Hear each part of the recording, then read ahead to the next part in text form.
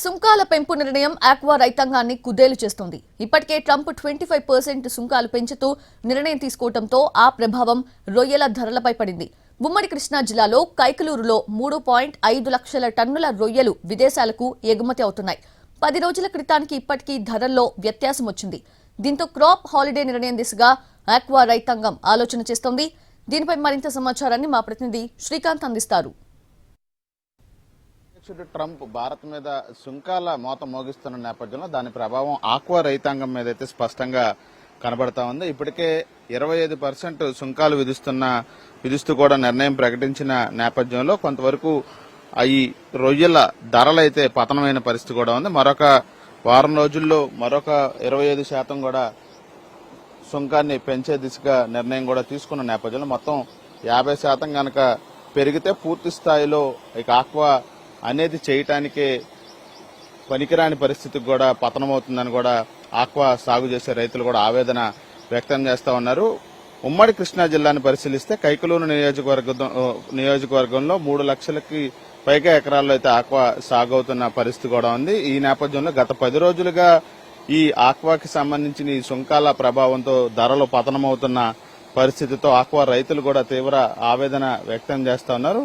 ప్రస్తుతం మనం కైకలూరులో ఉన్నాం. కొంతమంది ఆక్వా రైతులు అంటే పెద్ద ఎత్తున సాగు చేస్తా ఉన్నారు. వీళ్ళు గత కొన్నేళ్లుగా వాళ్ళు ఈ తాజా పరిస్థితులతో తీవ్ర ఆవేదనకు కూడా గురవుతున్నారు. వాళ్ళతో ఒకసారి మాట్లాడే ప్రయత్నం చేద్దాం. ఎలా చూస్తారు సార్, అంటే గతంలో లేని విధంగా ఈ సుంకాల ప్రభావంతో గత 10 రోజుల్లోనే చాలా ధర అనేది పతనమైన పరిస్థితి ఎలా ఉంది ఇప్పుడు ప్రస్తుతానికి ఆక్వా రంగం అనేది చాలా ఇబ్బందుల్లో ఉన్నామండి. ఆల్రెడీ ఫస్ట్ నుంచి మేము ఇబ్బందులు పడుతూనే ఉన్నాం. ఆక్వా అంటే చాలా మంది అనుకుంటారు చాలా సింపుల్ ఉంటుంది, చాలా ప్రమాదకరమైంది ఇది. ఏంటంటే ఆక్వా చేయటం అంటే ఒక 4 నెలల మట్టుగా మాత్రమే వస్తుంది. వేసవకాలం టైంలో 4 నెలల టైంలో పంట పండుతుంది. ఆ 4 నెలల టైంలో పండిస్తేనే గానీ ఆ రైతు అనేది బయటకు వస్తాడు. కానీ ఈ రోజుల్లో ఉండబెట్టలాగా మేము వేస్తా ఉంటాం. ఇవాళ 100 కౌంటు 120 కౌంటు 150 కౌంటే పడతాం ఈ వాతావరణ తేడాకి. కానీ ఇప్పుడు కూడా మన ట్రంప్ గారు విధించిన సుంకాల గురించి చూస్తే మొన్న 20 అన్నారు, 25 అన్నారు, మళ్ళీ 50 అంటున్నారు. ఇంకా 50 అంటే మేము చేయవసరం లేదండి. ఎందుకంటే చాలా ఇబ్బందుల్లో ఉన్నాం. 2 లక్షలు వస్తే 1 లక్ష రూపాయలు అక్కడ కట్టాలంటే రైతు ఎందుకంటే ఇంకా మేమైతే ఇది గనక జరిగితే గనక మేము ఇంకా ఆక్వా కల్చర్ మానేస్తామండి. మామూలుగా వ్యవసాయం చేసుకోవడం ఇంకా ఏమైనా తెల్ల చేపలు పెంచుకోవడం చేస్తాం. కానీ పూర్తిగా తెలుగు రాష్ట్రాల్లో ఎప్పుడు ఆక్వా మీద ఎక్కువ డెవలప్ అయ్యేది, ఎక్కువ ఆదాయం వచ్చేది. కానీ ఇప్పుడు మేము మానేస్తాము.